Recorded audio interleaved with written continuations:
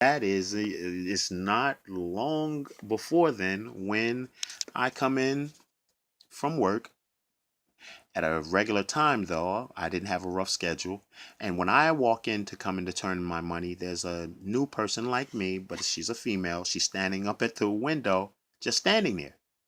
The reason she's standing there, she's not going to make any noise. And I look back and I see sitting behind the window, the woman who always curses me is sitting on a stool right there at the register and everything, asleep. Now, the woman is so mean. Listen to this. The woman is so mean and so abusive that the girl who's there before me was afraid to wake the woman up, afraid she'd get the cursing that I always get. So I'm standing behind her in line, and we both are standing there for 15, 20 minutes before another woman comes in who's senior to all of us. She's been with the company maybe 29 years. She walks in after a while of, getting her stuff established, her paperwork. She looks and still sees we're standing there. So she comes over to figure out what's going on. And when she looks back and sees the woman back there asleep, she bams on the window.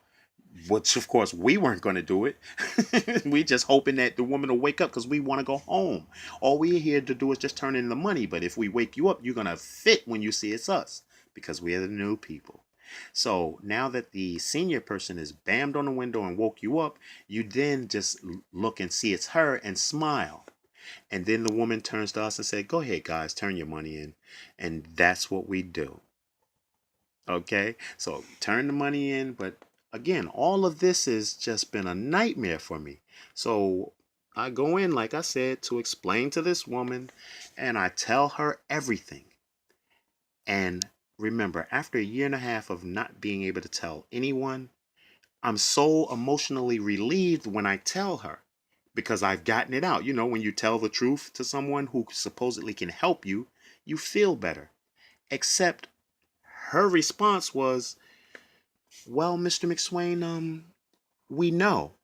We're aware of the abuse that you've been going through because the woman behind the window just did the same thing to another person, to a female driver, even calling her the B word. The entire garage is in an uproar over this, and the union is going to sit down with management and straighten it all out." So hearing that, I start crying, physically crying, tears running down my eyes as I begin telling her all of it. Because now that you've admitted well, let me tell you what they did the other night. Don't you know that they did this thing and he had me running around for my keys? And oh my God, when you're not here, how they treat me so bad. Oh my God. And I'm physically crying. I can't control the crying. I'm wiping my eyes, but there's so much more to tell that I continue crying. Okay. The thing about that was, though, it was interesting because here I tell the woman I'm crying and I'm emotionally upset. And the woman then says, "Yeah, there's been so much trouble behind the window that they're even cursing each other out." And when she's saying that, I'm afraid now because I'm thinking the people behind the window are saying that it's my fault. This is my mentality because I'm always in trouble for everything. I'm crying and saying, "No, I didn't do anything," trying to get her to see, "No, it's not me." Because before now, she never seemed to truly believe me. She didn't do a whole lot to defend me, okay, in these hearings, even though I'm telling the truth and there's things I'm telling that she should know.